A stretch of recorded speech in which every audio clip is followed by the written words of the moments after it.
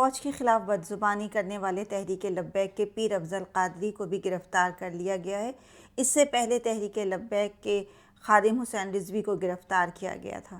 ملک میں ایک طرف دہشت گردی کے واقعات شروع ہیں، کراچی میں چینی قونصل خانے پر حملہ کیا گیا ہے، تو دوسری جانب اورکزئی میں ایک مدرسے کو بھی دھماکے کا نشانہ بنایا گیا، جس میں تقریباً 35 لوگ شہید ہو چکے ہیں اور زخمیوں کی تعداد الگ ہے۔ ایسے میں تحریک لبیک نے فیض آباد میں 25 نومبر کو شہدائے تحریک منانے کے لیے کارکنوں کو جمع ہونے کا حکم دیا، جس پر تحریک لبیک کی قیادت کو گرفتار کرنے کا سوچا گیا اور کارکنوں کے خلاف پورے ملک میں کریک ڈاؤن شروع ہو گیا۔ تحریک لبیک کے اشرف آصف جلالی کو بھی گرفتار کر لیا گیا، جس کے بعد پیر افضل قادری نے احتجاج کی کال دی اور اپنا پیغام نشر کرتے ہوئے کارکنوں سے کہا کہ وہ بھرپور احتجاج کریں، کیونکہ اگر اس وقت ہم نے کچھ نہیں کیا تو بہت نقصان ہوگا، لہٰذا انہیں بھی گرفتار کر لیا گیا۔ کل شام سے ہی خبریں گردش میں تھیں کہ تحریک لبیک کے گرد گھیرا تنگ کیا جا چکا ہے۔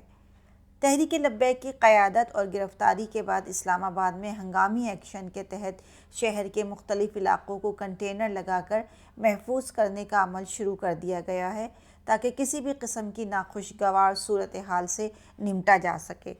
اس سلسلے میں اسلام آباد کے ریڈ زون اور فیض آباد کو کنٹینر لگا کر سیل کیا جا رہا ہے۔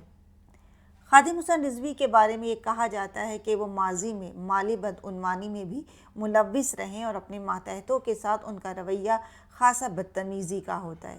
یاد رہے کہ تحریک لبیک جس شخص کے نام پر رجسٹرڈ ہے وہ پاکستان سے باہر ہے اور دبئی کا رہائشی بتایا جاتا ہے۔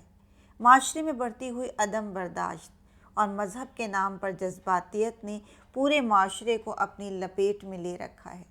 D G I S P R major general Asif Ghafoor نے اپنے آفیشیل اکاؤنٹ سے مفسدین کے خلاف اترنے والی قرآنی آیت پوسٹ کی ہے، اور جب ان سے کہا جاتا ہے کہ زمین میں فساد نہ کرو تو وہ جواب دیتے ہیں کہ ہم تو اصلاح کرنے والوں میں سے ہیں۔